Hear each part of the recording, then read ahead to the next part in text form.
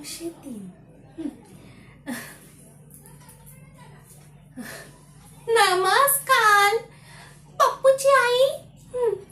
ते काल आपलं फोनवर बोलणं झालेलं. ते तुमच्या मुलासाठी 3 स्थळं आणली आहेत. म्हणजे पाहून घ्या तुम्हाला आवडतं की नाही.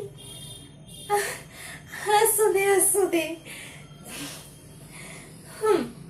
ते पहिलं स्थळ आहे ना, त्यातली मुलगी अगदी उंच कोरीव रेखीव आहे आणि मुळात म्हणजे ग्रॅज्युएटेड झालेली आहे.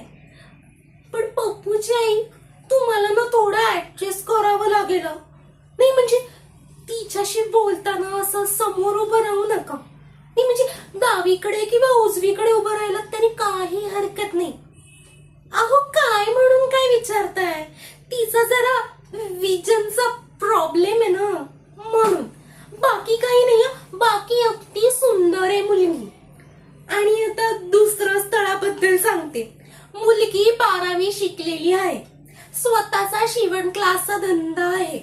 हा पण तिला ना जेवण बनवता येत नाही. नाही म्हणजे तिचं जेवण अन्न हे स्वतःला सोडून भांड्यानच जास्त लागतं. अहो पदार्थ आपलं मूळ रंग सोडून फिकट कळी काळं होतं. त्याबद्दल तिचं असं म्हणणं आहे की हल्लीची भांडीच काहीतरी विचित्र येतात. बाकी काही नाही बाकी काही नाही. बाकी अगदी मुलगी अन्नपूर्णा आहे हो अन्नपूर्णा. आणि आता तिसरी मुलगी. या मुलगीबद्दल मी काय सांगू तुम्हाला. अगदी हुशार आहे हुशार मुलगी. नाही म्हणजे मुलगी फक्त 10वी पर्यंत शिकली आहे. मी कॉलेजातला गेलीच नाही. नाही म्हणजे तसं म्हणायला गेलं तरी एक दिवस कॉलेजात गेली होती मुलगी. तर तिचं असं म्हणणं झालं की प्राध्यापकांचं एका विषयावर मतच नाही.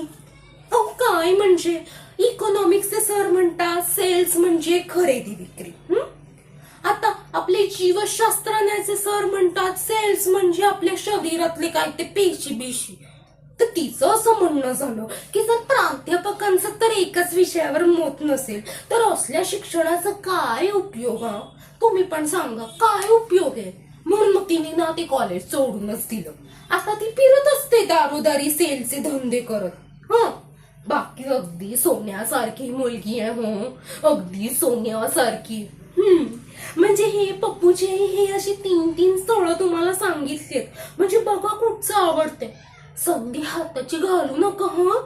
असं सोन्यासारखं स्थळ पुन्हा मिळायची नाही. म्हणजे विचार करा. बरं मी आता येते. मला तिनं परमनच्या घरी पण जायचे स्थळ दाखवायला.